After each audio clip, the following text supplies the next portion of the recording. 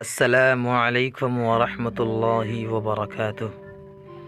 حضرت جابر رضی اللہ تعالی عنہ فرماتے ہیں کہ رسول اللہ صلی اللہ علیہ وسلم نے ارشاد فرمایا، جب مومن کو قبر میں داخل کر دیا جاتا ہے تو اس کو ایسا معلوم ہوتا ہے جیسے سورج چھپ رہا ہو، اور جب اس کی روح لوٹائی جاتی ہے تو آنکھیں ملتا ہوا اٹھ کر بیٹھ جاتا ہے اور فرشتوں سے کہتا ہے، مجھے چھوڑ دو، میں نماز پڑھتا ہوں۔ اللہ تعالی ہم سب کو مرنے سے پہلے موت کی تیاری کرنے کی توفیق عطا فرمائے، آمین ثم آمین۔